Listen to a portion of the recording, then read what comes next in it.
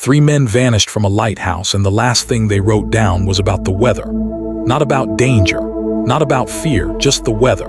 And then nothing. No bodies, no struggle, no explanation. Just an empty lighthouse, a swinging door, and a table set for a meal that was never eaten. If you think you know what happened on Flannan Isles, wait until you hear what the investigators actually found, because some of it still doesn't add up, even today.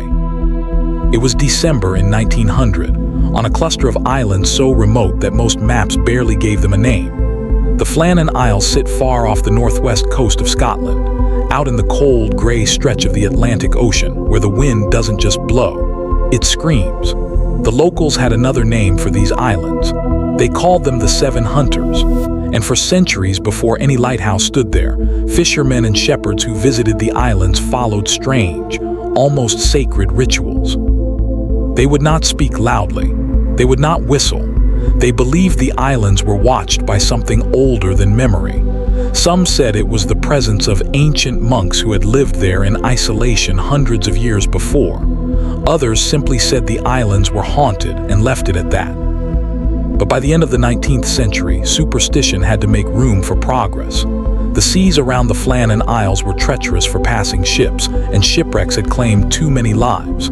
So the decision was made to build a lighthouse there on the highest point of the main island, Eilean Mòr. It was a brutal place to construct anything. The cliffs were steep, the weather was unpredictable, and the isolation was almost total. But by the year 1899, the lighthouse was finished. It stood tall and proud, a beacon meant to save lives in one of the most dangerous stretches of water in the British Isles. 3 men were assigned to keep it running. Their names were James Ducat, the principal keeper, an experienced and steady man who had worked lighthouses for years; Thomas Marshall, the second assistant, younger but capable; and Donald McArthur, the third man, who was actually filling in temporarily for another keeper who had fallen ill. Normally, only 2 keepers would be on duty at a time, rotating with a third who stayed on shore. But because of MacArthur's temporary assignment, all 3 men were present together on the island that December. Life at Flannan Isles Lighthouse was not easy. The keepers lived in near total isolation, cut off from the mainland for weeks at a time, dependent on supply boats that could only reach the island in calm weather. Their days revolved around a strict routine: maintaining the light, recording the weather, surviving the isolation. It was lonely work, but it was steady work, and these men were used to it. On the 15th of December, 1900, a ship called the Archtor passed near the islands during a voyage from Philadelphia to Leith. The ship's captain noticed something troubling. The lighthouse light was not lit. In an area where a working lighthouse could mean the difference between life and death for passing ships, this was immediately concerning. The captain reported the unlit lighthouse when his ship reached port, but due to the primitive communication systems of the time, the message took time to reach the right people. It wasn't until the 26th of December that a relief vessel called the Hesperus finally arrived at the islands to check on the keepers and deliver fresh supplies. The sea had been too rough in the days before to attempt a landing safely, so this was the earliest opportunity anyone had to investigate. As the Hesperus approached Eilean Mòr, the crew noticed something was wrong immediately. There was no flag raised to greet them, which was standard procedure. There was no answer to the ship's signals. And most disturbing of all, there was no sign of the keepers anywhere on the cliffs or shore, despite the ship's arrival being clearly visible from the lighthouse. Captain Jim Harvey, growing increasingly uneasy, ordered a rowing boat to be lowered so a crew member could go ashore and investigate. That crew member was Joseph Moore, a lighthouse keeper himself, who had actually served at this very lighthouse before and knew the men who were missing. What Joseph Moore found when he reached the lighthouse would go on to become one of the most chilling accounts in maritime history. The entrance gate to the lighthouse compound was closed. The main door to the lighthouse itself was also closed. Inside, the beds were unmade, but this detail matters because it wasn't the mess of a hasty escape. It was the mess of a home mid-routine, as if someone had simply left in the middle of the day. Mòr later reported that everything appeared strangely orderly, almost too orderly, aside from one detail. A chair near the kitchen table had been knocked over.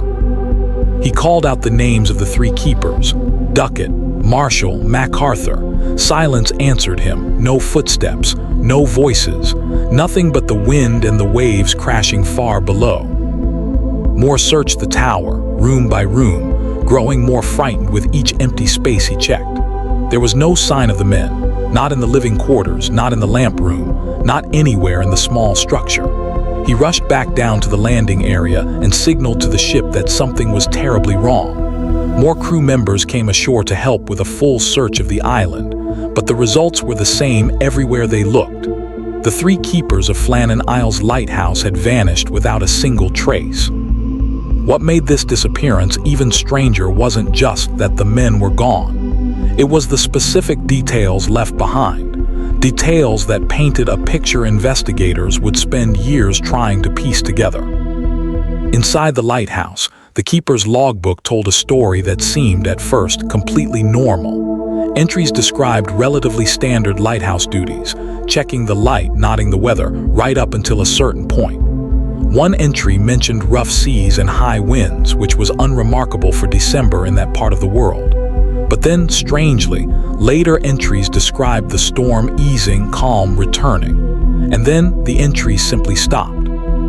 There was also something unusual noted about one of the men. Accounts suggest that one entry described Donald McArthur, the more experienced and normally steady third keeper, as unusually distressed, which was seen as out of character for him. Some later interpretations of this detail have been questioned over the years, with historians debating whether it was accurately recorded or embellished in retellings, but it became one of the most talked about details of the case regardless. Outside, investigators found even more puzzling evidence. Two of the men's oilskin coats, heavy waterproof coats they would have needed to wear in bad weather, were missing from their hooks, but the third coat remained behind.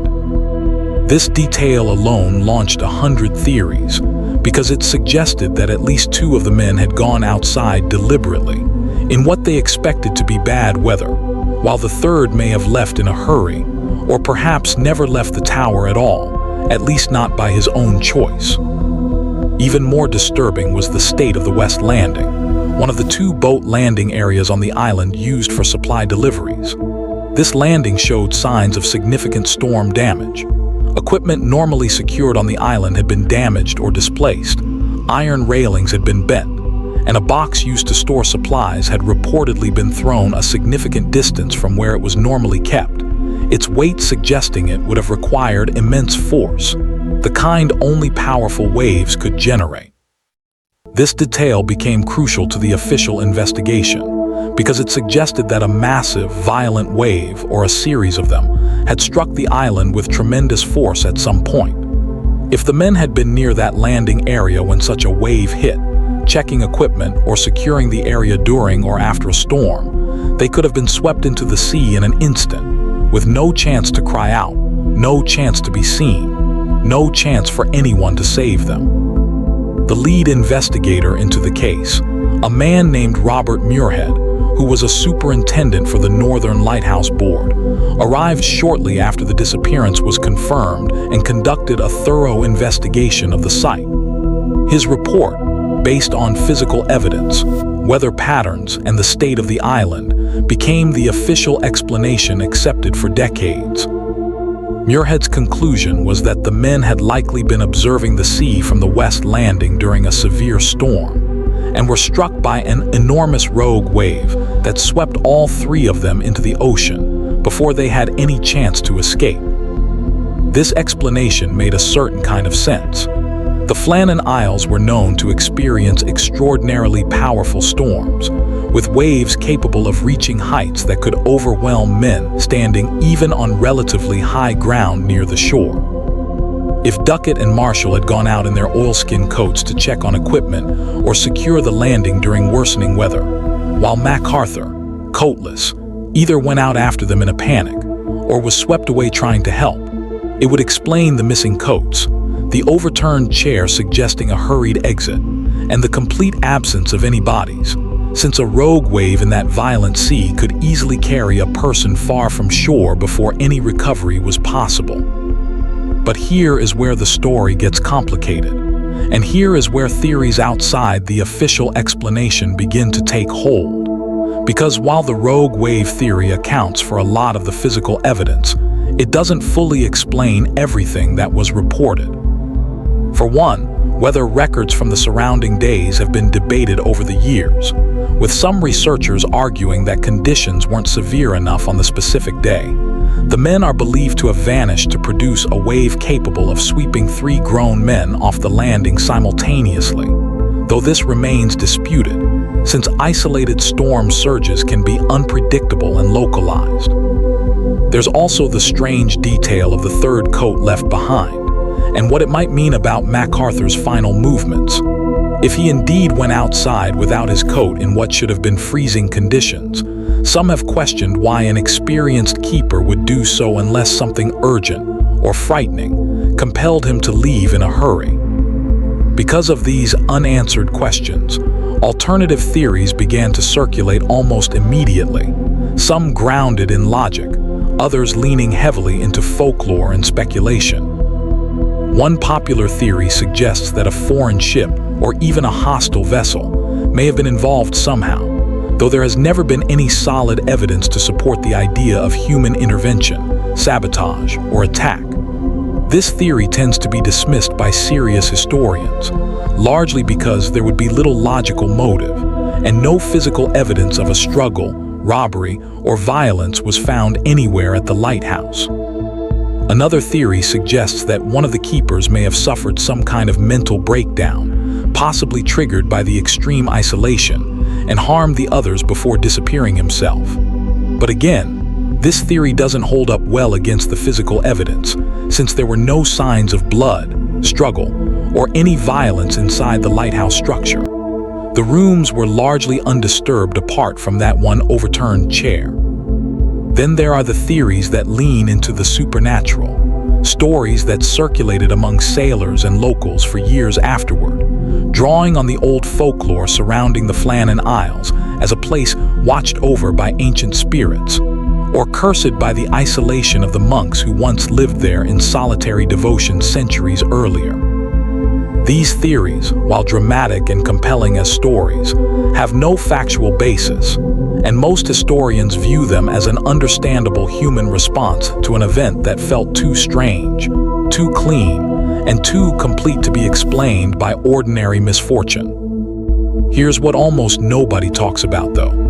Before the rogue wave theory was ever proposed, before Mòr had even arrived on the island, there was a small window of time where the men truly believed something impossible had happened.